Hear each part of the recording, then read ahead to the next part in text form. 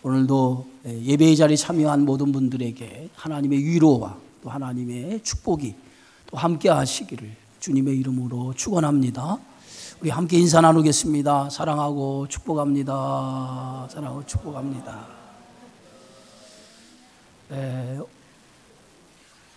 오늘 고린도전서 10장은 고린도전서 8장과 9장에 있었던 말씀의 결론적인 부분에 해당되는 말씀입니다. 당시 이 고린도 도시에 유통되는 모든 그러한 고기는 우상 앞에 드려진 고기가 대부분이었습니다. 고린도 성도들 가운데는 우상 앞에 바쳐진 이 고기를 시장에서 자유롭게 사 먹는 사람들이 있었고, 그 고기에 대해서 무언가 꺼림칙하다라고 신앙의 양심에 걸려서 그 고기를 먹지 않는 사람들이 있었습니다. 그런데 이것이 고기를 먹는 사람들은 믿음이 좋은 사람이 되었고, 고기를 먹지 못한 사람들은 믿음이 없는 사람들이 되고 말았습니다. 그래서 고린도 교회 성도들 간에 서로 이 문제로 인해서 대립이 되어졌던 것을 보게 되어지죠. 바울은 고린도 교회 안에 일어난 이 문제에 대해서 모든 음식은 먹을 수 있는 자유를 우리에게 허락해 주셨다. 그러나 그 자유가 다른 사람을 실족하게 하는 자유라면 자신은 영원히 고기를 먹지 않음으로 인해서 다른 사람을 실족하게 하지 않겠다라고 이렇게 말합니다. 믿는 성도에게 가장 중요한 것은 복음을 전하는 일이죠. 복음을 위해서라면 자신에게 주어진 자유보다도 영혼을 사랑하는 그것이 더 중요하다라고 하는 거죠. 그래서 복음의 참된 가치를 위해서라면 자신의 자신의 권리까지도 포기할 수 있는 사람이 될 때에 그런 사람이 십자가의 사랑, 십자가의 은혜를 아는 자라고 하는 것이죠. 바울에게는 사도로서 먹고 마실 권리가 있었고, 그리고 가족을 부양할 권리, 그리고 사례를 받을 그런 권리가 자신에게도 있었다라고 얘기합니다. 그러나 그 권리를 복음 사역을 위해서라면 자신의 권리까지도 내려놓을 수 있다, 포기할 수 있다라고 얘기하죠.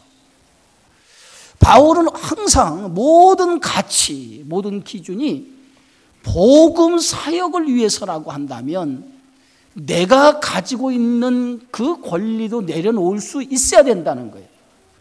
그것이 오늘 사도 바울이 오늘 음식의 문제로 생겨진 고린도 성도들에게 주시는 메시지였습니다.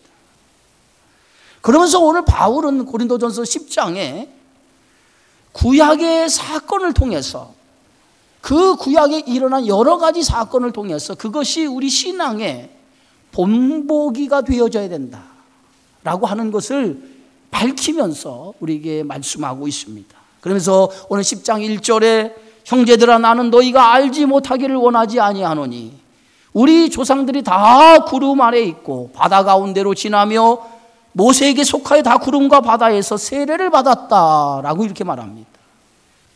먼저 바울은 이스라엘 백성이 애굽을 나온 사건, 그리고 애굽을 나와서 홍해 바다를 건넌 이 사건은 이스라엘 백성이 영적으로 신약 성도들이 세례를 받은 것처럼 홍해 바다를 건넌 이 사건은 세례를 받은 사건이라고 말합니다. 세례는 그리스도인들에게 구원의 표가 이 세례입니다. 그래서 세례는 옛사람이 죽고 이제 그리스도 안에서 새 사람으로 거듭났다, 새 사람으로 태어났음을 의미하는 표식이 이 세례입니다. 그래서 이 세례라고 하는 것은 본어게인, 다시 태어나다. 옛사람이 죽고 새 사람으로 내가 다시 태어나다라고 하는 의미가 바로 세례라고 하는 의미입니다. 그래서 세례는 물에 잠겼다가 다시 물에서 나오는 것이죠. 물에 잠기는 것이 뭐냐? 옛사람이 죽은 거예요. 그리고 물에서 나온 것이 새 사람으로 다시 태어나는 것을 의미하는 것이 세례입니다. 이스라엘 백성이 홍해 바다에 들어간 사건은 마치 저들이 물속에 들어간 거예요. 그리고 그 홍해 바다를 건너서 나와 육지로 올라선 것은 물에서 나온 사건입니다. 그래서 이것은 신약 그 성도들이 받은 세례와 같은 모습이라고 하는 것이죠. 이스라엘 백성들은 430년이라고 하는 긴 시간 동안 애굽의 노예로 살았습니다. 종으로 살았습니다.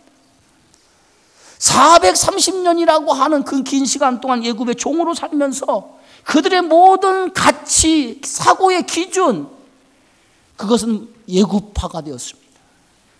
그래서 애굽의 가치와 애굽의 모든 문화, 그 기준이 그들의 삶을 지배했습니다. 그러나 이제는 애굽에서 나와 이제 하나님이 약속의 땅 가나안 땅으로 가는 그 과정 속에서 저들은 하나님의 백성으로, 애굽의 종이 아닌 하나님의 백성으로 부름을 받았고, 이제 하나님의 백성으로 부름받은 그 순간부터 저들은 옛사람이 아닌 애굽의 사람이 아니라 하나님의 사람으로, 새 사람으로서 새로운 삶을 시작하게 된 것입니다.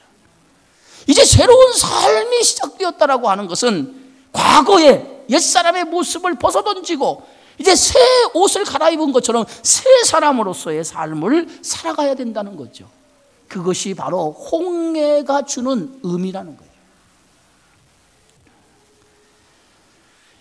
이스라엘 백성이 하나님의 은혜로 애굽에서 나온 그 사건이 새로운 삶으로, 새로운 피조물로서의 삶의 출발이라고 하면, 우리 그리스도인들에게 있어서는 예수 믿고 이제 예수를 믿은 것, 그리고 새로운 예수를 믿음을 통해서 새로운 삶을 출발하는 것, 이것이 오늘 그리스도인의 삶이라는 거예요. 저들이 애굽에 살 때는 애굽의 양식을 먹고 생명을 이어갔습니다. 그러나 이제 저들이 애굽에서 나와서 하나님의 자녀로서, 하나님의 백성으로서 이제 가나안 땅에 들어가는 그러한 삶을 살기 위해서 저들이 이제는 애굽의 양식을 가지고 살아서는 안 되는 거죠. 이제 저들의 양식은 애굽의 양식이 아니라 그리스도께서 주어지는, 그리스도 안에서 주어지는 양식을 먹고 살아야 된다는 거죠. 우리가 과거에는 세상의 것들을 가지고 그것이 우리의 삶을 이끄는 힘이었다면, 이제는 그리스도 안에서 그리스도께서 주시는 생명을 가지고 그 안의 가치와 그 안의 기준을 가지고 우리의 삶을 살아가야 된다는 거예요. 그것이 그리스도 안에서 새로운 삶을 시작한 우리들의 삶이라고 바울은 가르치고 있습니다. 그래서 애굽에서 나온 이스라엘 백성들이 이 광야에서 어떤 음식을 먹었습니까? 오늘 바울은 그들은 신령한 음식, 신령한 음료를 먹었다라고 얘기하고 있죠. 신령한 음식, 신령한 음료. 이 신령한 음식, 신령한 음료는 어떤 음료입니까? 오늘 우리에게는 그리스도께서 주시는 양식이라고 말할 수 있습니다. 그래서 요한복음 6장 35절에 보니까 예수께서 이르시되 나는 생명의 떡이니 내게 오는 자는 결코 줄이지 아니할 터요 나를 믿는 자는 영원히 목마르지 아니하리라. 애굽의 종으로 살 때는 애굽의 양식을 먹었어요. 그러나 그 양식은 영원한 생명을 얻는 양식이 아니었습니다. 그 양식을 먹으면 또다시 양식을 먹어야 되고, 그 물을 마시면 또다시 기갈을 당해서 또다시 물을 먹어야 돼요. 왜? 그 안에는 영원한 생명이었기 때문에.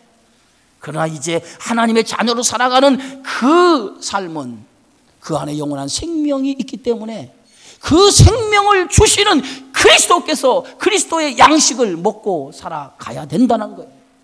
그것이 새로운 믿음 안에 살아가는 성도의 삶이라고 우리에게 말씀하고 있습니다. 양식이라고 할 때 그 양식은 그 사람이 사는 힘이, 에너지원이 양식인 것입니다. 여러분 무슨 힘으로 삽니까? 라고 했을 때에 우리가 우스갯소리로 밥심으로 삽니다, 그런 얘기예요. 밥심으로 삽니다.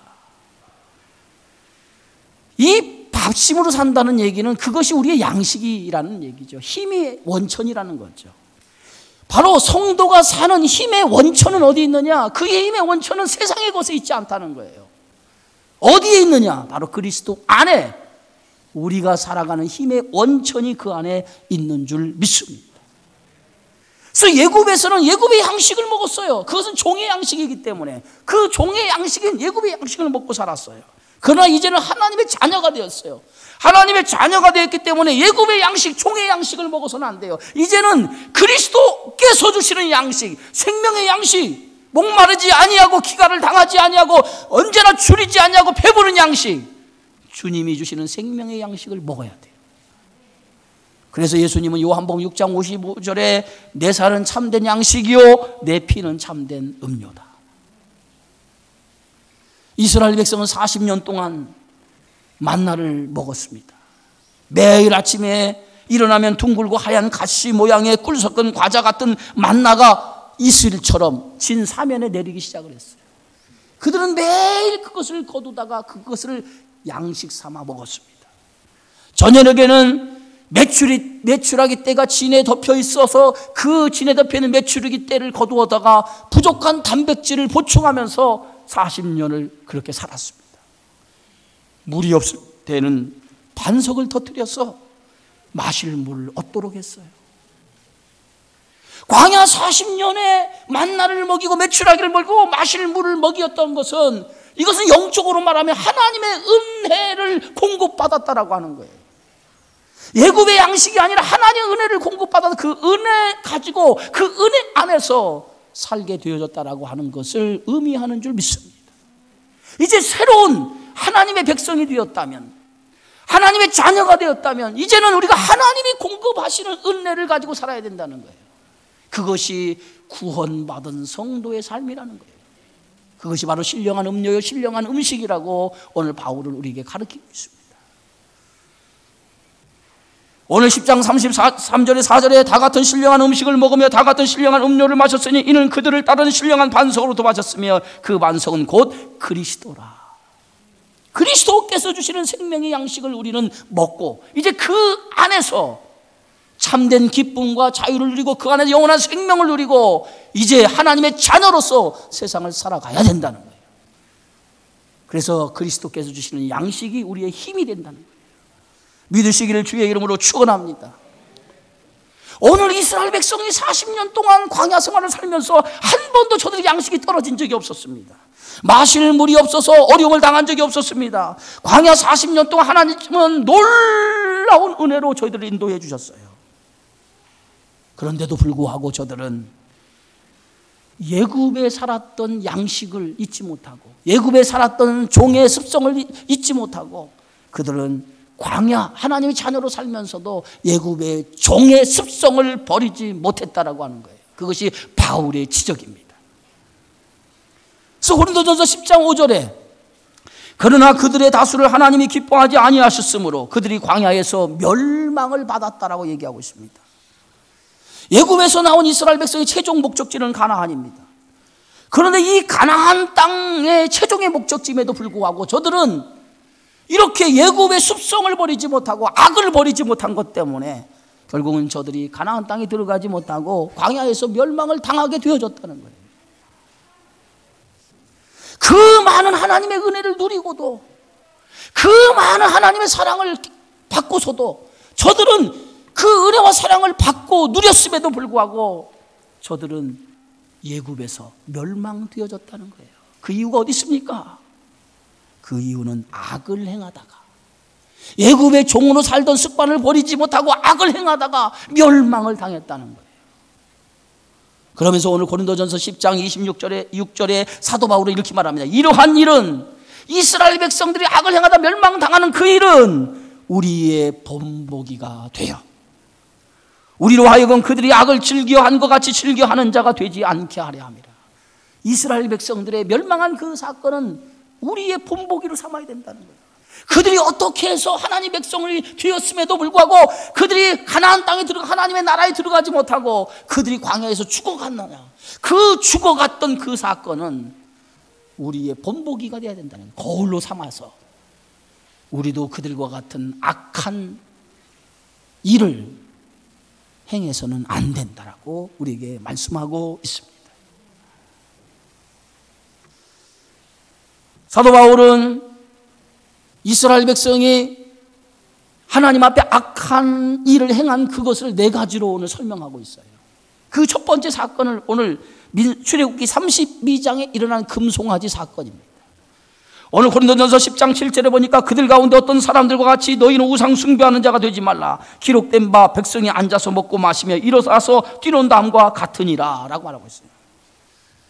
이스라엘 백성은 애굽에 나와서 홍해를 건너자마자 어디에 도착하죠? 시내산에 도착을 하죠.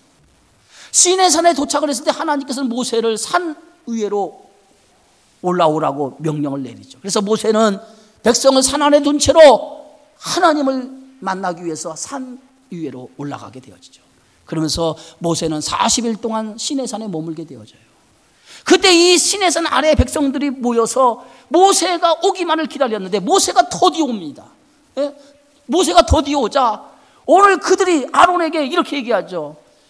우리를 애굽에서 인도하는 신의 모습을 보여달라고 얘기하는 거예요.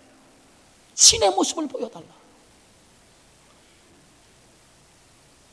그때 아론이 오늘 이스라엘 백성들에게 애굽에서 가지고 나온 모든 금고리를 모으라고 명령을 내리죠. 그래서 그들이 금고리를 다 아론 앞에 바치니까 아론이 그것을 불로 살아서 금송아지라고 하는 형상을 만들기 시작을 해요. 그래서 금송아지 형상을 만들어 놓고도 그것을 이스라엘 백성들이 이렇게 얘기합니다. 이 형상이 이것이 너희를 애굽에서 인도하여 낸 신이라 라고 이렇게 얘기합니다. 오늘 이스라엘 백성들은 애굽에 430년을 살면서 애굽의 문화에 처져 있었던 겁니다. 애굽에는 많은 우상들이 있었어요. 그 우상들이 뭐야? 자기들을 인도하는 신이라고 생각을 했습니다. 저들이 애굽에 나와서 시내산에 머물면서 하나님의 형상을 보기 원했다는 거죠. 애굽의 우상처럼 어떤 형상을 만들어 놓고 그것을 섬기기를 원했습니다. 그래서 아론에게 요구했던 거예요.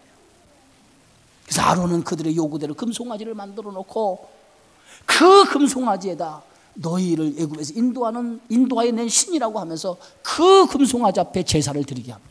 그래서 그들이 그 금송아지 앞에 번제와 화목제를 드립니다. 그리고 그 번제와 화목제를 드리는 그 제물의 음식을 서로 먹고 나누면서 그들이 춤을 추며 뛰놀게 되어졌던 것을 보게 되어지죠.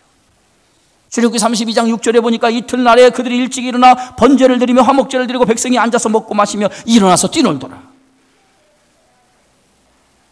우상 앞에 그들이 제사를 드리고 그들이 그 음식을 나누며 즐겁게 뛰놀게 되어졌다는 거죠. 모세가 하나님을 대면하고 있을 때 하나님이 밑에서 일어난 그 광경을 보시고 모세를 산 아래로 내려보내죠. 모세는 십계의 두 돌비를 가지고 산 아래 내려와서 보니까 과관이 아니에요. 그 금송아지 앞에다가 제사를 드리고 그들이 거기서 앉아서 먹고 마시고 춤추는 모습을 볼 때 순간 모세는 진노하게 되어지죠. 그래서 자신이 들고 왔던 그 하나님을 받았던 두 돌비 십계명을 땅 아래 내려치면 순간 이 두 돌비가 깨져버리고 말죠. 그러면서 오늘 모세는 그 금송아지 형상을 불살라 그것을 가루로 만듭니다. 그리고 그것을 물에 뿌려서 모든 이스라엘 백성들 그 우상 앞에 제사를 드리며 우상을 섬겼던 모든 자들에게 그 금송아지 그 우상의 그 죄를 물로 마시게 하죠. 그리고 거기에 그치지 않습니다. 네이지파로 하여금 칼을 차게 하고 그날 우상에 가담한 사람들을 처단하기 시작하는데 그날 그 네이지파의 칼에 죽어간 사람이 3,000명이나 되는 사람이 우상 숭배 때문에 죽게 되어지죠. 하나님이 제일 싫어하는 게 뭡니까? 우상 숭배예요. 우상 숭배. 우상이 뭡니까? 우상은 하나님보다 더 사랑하는 것이 우상이에요. 지금 사도 바울은 고린도 성도들에게 지금 뭘 얘기하고 있습니까? 이처럼 우상 숭배를 하다가 저들이 넘어져서 가나안 땅에 들어가지 못했다는 거예요. 우상을 숭배하는 일, 그것이 얼마나 어리석은 일이고 얼마나 그것이 하나님을 대적하는 일인가라고 하는 것을 오늘 바울은 첫 번째 사건을 통해서 깨우쳐주고 있습니다. 두 번째 사건이 뭡니까? 두 번째 사건이 오늘 민수기 25장에 나와 있는 사건이에요. 그들 중에 어떤 사람들이 음행하다가 하루에 23,000명이 죽었나니 우리는 그들과 같이 음행하지 말자. 예? 이스라엘 백성이 시딤이라고 하는 곳에 머물고 있을 때에 모압 여자들과 음행한 사건이 일어나죠. 모압 여자들이 자신들이 섬기고 있는 이 바알 부올에게 제사를 드릴 때에 이스라엘 백성들을 그 제사에 초대를 합니다. 그래서 이스라엘 백성들 가운데 그 바알 부올을 앞에 제사 드리는 일에 초대를 받아서 거기에 참여를 해서 바알 부올에게 제사를 드려요. 그리고 제사가 끝나자마자 모압 여인들과 거기서 간음이 일어나게 되어져요. 음행이 일어나게 되어져요. 이 음행의 사건은 이 모압 여인들은 그 자기들의 신을 섬기는 섬기는 여사제들이었어요. 그들은 그 자신들이 섬기는 신들과 제사를 드릴 때 마치 신들과 교접한다는 이유로 인해서 음행이라고 하는 것을 자행하게 되어졌어요. 그런데 그 음행에 누가 가담을 했습니까? 하나님의 거룩한 백성이 그 음행에 가담을 한 거예요. 결국은 하나님께서 이 사건으로 진노하셔서 그 음행에 가담한 사람을 처단해서 죽이기 시작하는데, 하나님께서 연병을 돌게 해가지고 그날 그 음행에 가담한 사람 23,000명을 하나님께서 처단해서 죽여요. 그런데 이 사건은 고린도 성도들에게 주시는 교훈이에요. 당시 고린도라고 하는 건 성적으로 굉장히 문란한 도시였어요.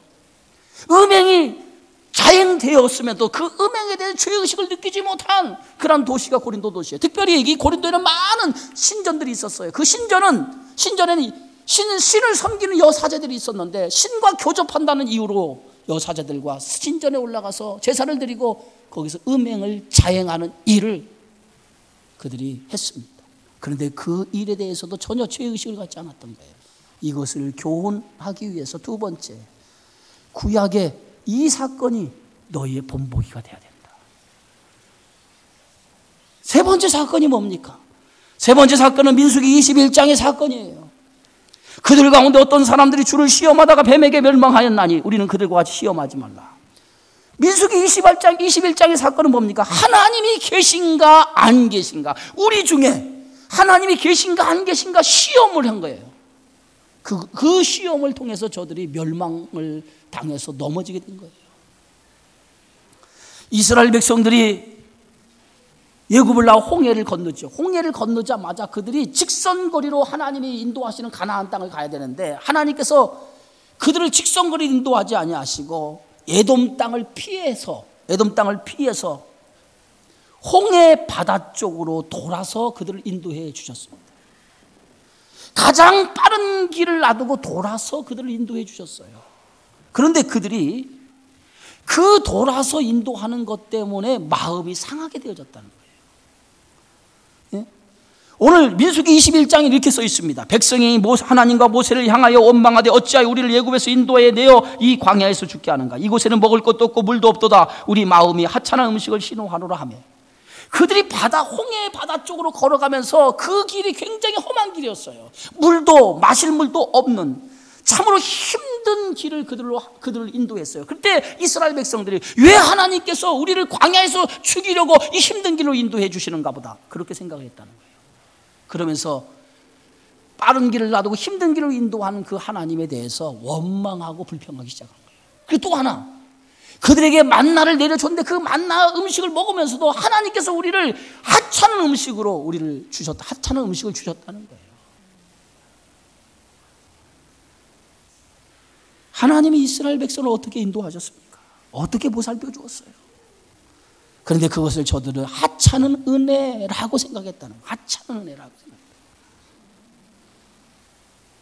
이스라엘 백성이 홍해를 건너자마자 저들은 하나님의 은혜가 얼마나 큰지 그 은혜에 감격하고 감사해서 그들이 홍해를 건너자마자 모세의 노래라고 하는, 온 이스라엘 백성들이 홍해를 걷는 감격과 감사에 하나님을 찬양하며 하나님을 향해 노래했던 것을 보게 되어지잖아요. 그런데 그들이 금방 얼마 지나지 않아서 홍해 바다길로 인도하는 것 때문에 하나님을 찬양했던 그 찬양이 원망과 불평으로 바뀌게 되어졌다는 거예요. 결국 하나님의 은혜를 하찮은 은혜라고 생각했던 이스라엘 백성들은 하나님의 은혜를 저버렸기 때문에, 하나 저버리는 그 행위로 말미암아 하나님께서 그들에게 불뱀을 보냈죠. 불뱀을 보내어서 그 불뱀에 의해서 저들이 물려 죽게 만들어버려요. 그래서 불뱀에 물려 죽게 되어지니까 그제서야 이스라엘 백성들이 하나님 앞에 이렇게 기도하죠. 오늘 민수기 21장에 보니까 백성이 모세에게 이르러 말하되 우리가 여호와 당신을 향하여 원망함으로 범죄하였나니 여호와께 기도하여 이 뱀들을 우리에게서 떠나게 하소서. 그제서야 저들이 불뱀에 물려 죽게 되어지니까 하나님 앞에 우리가 범죄했습니다, 우리가 하나님의 죄를 지었습니다라고 그들이 회개하기 시작하죠. 그래서 하나님께서 그 회개를 들으시고 모세를 향해서 불뱀의 형상인 놋뱀을 장대에 매달아 놓으라는 거예요. 그리고 불뱀에 물린 사람들이 그 장대에 매달린 놋뱀을 바라보는 사람마다 불뱀에 물린 사람들 다 고침을 받으리라. 그래서 저들이 그 놋뱀을 바라보고 저들이 불뱀에서 죽어가는 사람이 다 고침을 받는 역사가 일어나게 되어져요. 무엇을 얘기합니까? 하나님의 은혜를 저버린 행위가 결국은 저들이 멸망을 하고 말았다는 거죠. 네 번째 사건이 뭡니까? 민수기 14장의 사건이에요. 원망하다가 멸망을 당한 사건입니다. 오늘 고린도전서 10장 10절에 그들 가운데 어떤 사람들이 원망하다가 멸망시키는 자에게 멸망하였나니 너희는 그들과 같이 원망하지 말라. 원망하지 말라. 이스라엘 백성이 애굽에 나온 지 2년째 되는 해에 그들이 어디에 도착합니까? 가데스 바네아라고 하는 곳에 도착을 하죠. 가나안 땅을 목전에 두고 그들이 그곳에서 12명의 정탐꾼을 뽑아서 각 지파의 대표 한 사람씩 12명의 전탐꾼을 뽑아서 저들이 들어가서 살아야 할 땅 가나안 땅을 정탐하기 위해서 보냈죠. 그래서 그들이 40일 동안 가나안 땅에 들어가서 정탐하고 돌아오죠. 돌아와서 이스라엘 백성들이 모인 앞에서 이제 보고를 하기 시작을 합니다. 그런데 그 보고에 그들은 어떻게 보고합니까? 그 땅은 우리가 차지할 수 없는 땅입니다 라고 하는 거예요. 그 땅은 도저히 우리가 차지할 수 없는 땅. 이유는 그 땅의 성읍은 견고하고 그 땅에 사는 백성들이 거인족속, 안악자손 거인족속이기 때문에 우리는 메뚜기와 같고 그들은 거인족속이기 때문에 우리가 싸워서 이길 수가 없다는 거예요. 그것이 그들의 보고의 내용이었어요. 이 보고를 듣고 이스라엘 백성들이 절망에 빠지죠. 절망에 빠져. 그래서 온 백성들이 밤새 울부짖고 통곡하기 시작을 해요.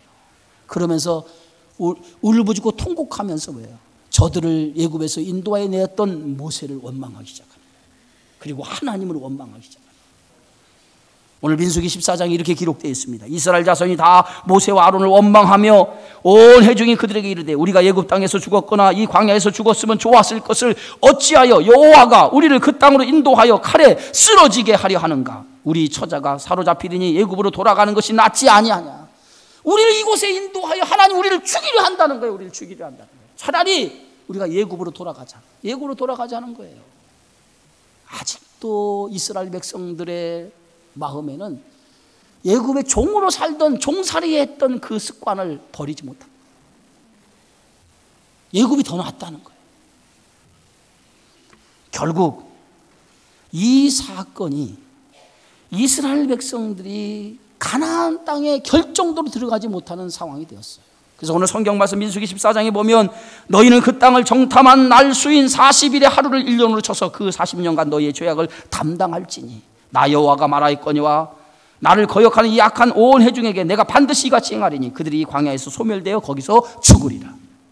결국은 이 40일에 탐지하는 그 날수를 하루를 1년으로 계산해 40일 동안 그들이 가나안 땅에 들어가지 못한다는 거예요. 그리고 애굽에 나온 모든 세대는 가나안 땅을 밟지 못하고 그 광야에서 다 멸망당할 것이라는 거예요. 그래서 하나님의 죄값을 그렇게 물으셨던 거죠.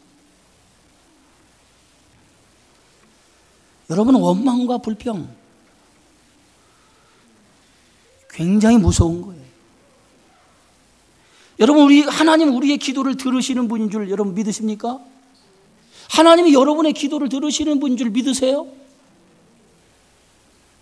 우리의 기도를 하나님이 들으셔요. 그러나 우리의 기도만 들으시는 것이 아니라 우리의 작은 신음소리까지도 하나님이 들으셔요.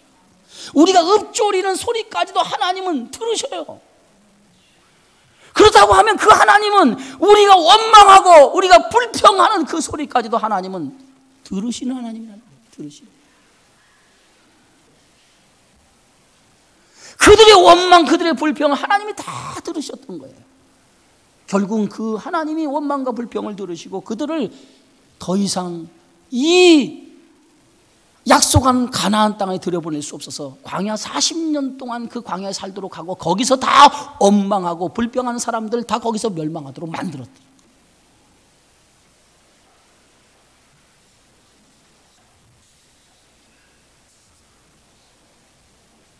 오늘 이 네 가지 사건이 뭡니까? 우상을 숭배하는 사건, 음행의 사건, 하나님이 계신가 안 계신가 시험하는 사건, 그 다음에 원망하고 불평하는 이 사건. 이 사건은 구약 성도에서 이스라엘 백성 애굽에 나와서 광야에서 일어난 일들이었어요. 그 광야에서 일어난 그 사건으로 해서 우상을 숭배하다가 죽고 음행을 저지르다가 죽고 하나님이 계신가 안 계신가 연병으로 죽고 그리고 저들이 원망과 불평하다 죽어서 결국은 애굽에 나온 모든 사람들이 다 죽어버린 거예요. 광야에서. 오직 두 사람만 살았어요. 여호수아와 갈렙만 살았어요. 오늘 바울은 이 구약의 사건을 지금 고린도 성도들에게 예를 들어서 설명하면서 그들이 이렇게 다 하나님의 약속의 자녀였음에도 불구하고 그 약속의 자녀가 가나안 땅에 들어가지 못하고 광야에 다 멸망했다는 거예요. 그 이유가 어디 있느냐? 그 이유가 그들이 악을 일삼다가 죽었다는 거예요. 악을 일삼다가 죽었다는 거예요.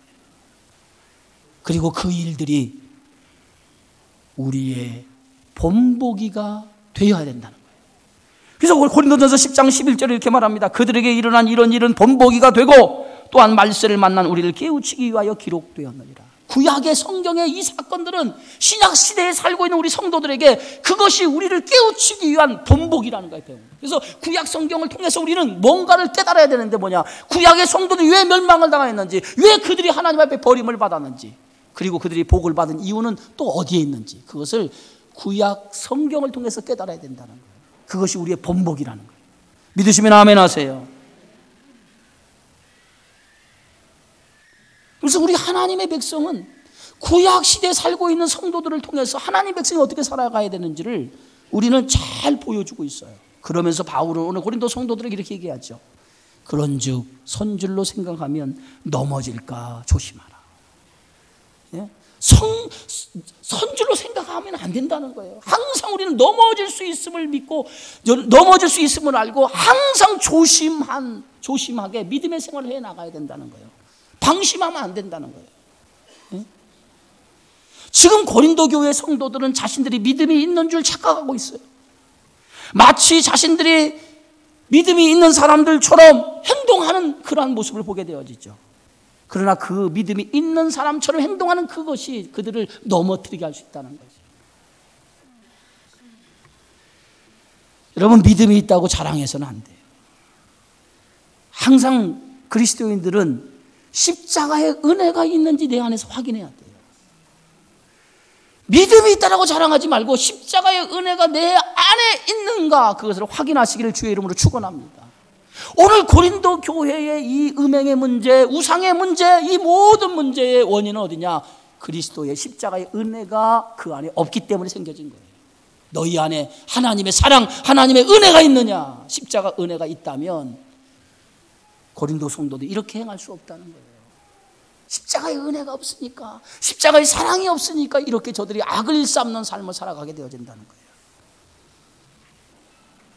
믿음의 완성은 없습니다. 언제나 우리는 믿음의 길을 달려가는 중이에요. 현재 진행형입니다. 현재 우리가 믿음의 길을 달려가는데 그 믿음의 길을 달려가는 우리에게 가장 중요한 것이 뭐냐? 십자가의 은혜 안에 머물러 사는 거예요. 십자가의 은혜 안에 머물러 살지 못하면 우리는 넘어질 수 있어요. 그래서 은혜 안에 살려고 힘쓰고 애써야 될 줄 믿습니다.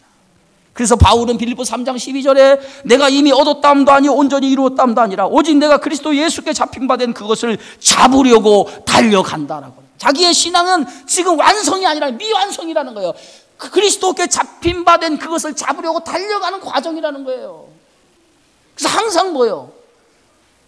넘어지지 않기 위해서, 십자가의 은혜를 붙들고 달려갈 길을 달려간다는 거예요. 십자가의 은혜를 붙들고. 여러분도 그 은혜 붙들기를 주의 이름으로 축원합니다. 십자가의 은혜가 있어야 돼. 십자가 은혜가. 십자가 은혜가 사라지면 그때부터 원망이 나오고 불평이 나오고 온갖 악들이 우리 안에서 나오게 되어지는 거예요. 십자가 은혜가 우리 안에 충만하면 세상의 어떤 악도 그것을 물리칠 수 있는 힘이 그 십자가의 은혜 안에서 있는 줄 믿습니다.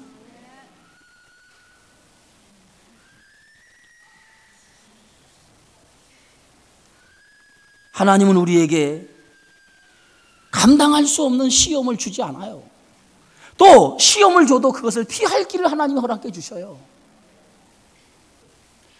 오늘 고린도전 10장 13절에 오늘 바울이 결론처럼 이렇게 얘기하죠. 사람이 감당할 시험 밖에는 너희가 당한 것이 없나니 오직 하나님 윗부사 너희가 감당하지 못한 시험 당함을 허락하지 아니하시고 시험 당할 즈음에 피할 길을 내사 너희로 능히 감당하게 하시느니라.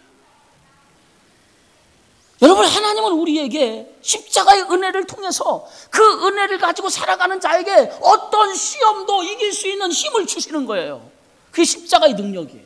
믿으시면 아멘 하세요. 십자가의 은혜가 우리 안에 있을 때는요, 어떤 시험도 감당할 수 있는 능력이 우리 안에 있는 거예요. 그게 십자가의 능력인 거예요. 그래서 십자가의 은혜를 가지고 살면 어떤 시험거리도 다 물리칠 수 있어요. 또 어떤 시험의 문제가 다가와도 우리가 해결할 수 없는 문제를 할지라도 그 문제, 시험, 감당할 수 없는 시험이 온다 할지라도 그것을 하나님은 뭐예요? 피할 길까지도 허락해 준다는 거예요. 피할 길. 십자가의 은혜를 가지고 살아가는 사람은 어떤 시험도 피할 길을 하나님이 마련해 주시는 것을 믿으시기 바랍니다. 뒤에는 애국 군대가 쫓아오고 앞에는 홍해가 바다가 놓였을 때 앞으로도 뒤로도 가지 못했을 때 하나님이 뭐라고 얘기합니까? 너희는 가만히 서서 오늘날 너희를 위해서 행하시는 하나님의 구원을 보라. 모세가 홍해 바다를 향해서 지팡이를 내려 던졌을 때에 홍해 바다가 길이 열려서 육지와 같이 걸어가지 않습니까? 하나님이 어떤 방법을 줘요? 피할 길을 주시는 거예요. 십자가의 은혜 안에 살면 어떤 시험도 감당하고 또 십자가의 은혜 안에 살면 피할 길을 허락해 주셔서 우리가 믿음 안에 살 수 있도록 하나님이 허락해 주시는 줄 믿으시기 바랍니다. 지금 고린도 교회 성도들이 음행의 문제, 우상의 문제, 이런 많은 문제의 원인이 뭐예요? 십자가의 은혜가 없어서 그런 거예요. 십자가의 은혜가 없기 때문에 그것을 감당하지 못한 거예요. 그 은혜가 없기 때문에, 십자가의 은혜가 없기 때문에 그 모든 시험을 이기지 못한 거예요. 사랑하는 성도 여러분, 믿음의 삶이라고 하는 것은 이 악과 싸우는 거예요. 악과 어둠의 권세와 싸우는 거예요. 어둠의 권세와 싸우는 것이 믿음의 삶이에요. 그런데 어둠의 권세와 싸우기 위해서는 내 힘으로는 안 돼요. 왜? 우리는 육적인 사람이기 때문에, 육체를 입었기 때문에 우리의 힘으로는 이 어둠의 권세와 싸워 이길 수가 없어요. 세상의 악들, 우리의 수많은 이러한 많은 세상의 유혹들을 우리가 어떻게 이길 수 있습니까? 이길 수 없어요. 그러나 이것을 이길 수 있는 힘은 딱 한 가지예요. 하나님의 은혜를 힘입는 방법밖에 없어요. 하나님의 은혜를 힘입는 방법밖에 없어요. 그래서 주의 은혜가 내게 임하면 나는 그 모든 악을 이길 수 있는 힘이 그 안에서 나오는 거예요. 나에게 나오는 게 아니라 주님으로부터 그 은혜가 주어질 때에 모든 시험을, 모든 악을 이길 수 있게 되어지는 줄 믿습니다. 그래서 이 악과 싸워나가는 거예요. 십자가의 은혜를 가지고 악과 싸워나갈 때 우리가 뭐예요? 거룩한 하나님의 자녀로 만들어가는 거예요. 지어져 가는 거예요. 내 힘으로 되는 게 아니라 하나님의 은혜로 우리가 지어져 가는 거예요. 믿으시면 아멘 하시기 바랍니다. 사랑하는 성도 여러분, 우리는 하나님의 거룩한 백성으로, 자녀로 부름을 받았어요. 저와 여러분 앞에 문을 열고 나가면 온갖 세상의 악들이 우리를 유혹하고 있어요. 이 유혹을 우리가 물리쳐야 돼요. 싸워야 돼요. 싸워서 이기지 못하면 구약 백성들처럼 멸망받아 하나님의 나라에 들어가지 못한다는 거예요. 하나님께서 어떤 그 시험도 감당할 수 있는 능력, 십자가의 은혜 안에서 주셨음을 여러분 믿으신다면 죄와 싸워서 거룩한 하나님의 백성이 되어서 하나님의 나라에 한 사람도 낙오 없이 들어가는 축복을 얻는, 성도가 되어지기를 주의 이름으로 축원합니다. 거룩하신 주님 감사합니다. 오늘도 생명의 말씀을 통해서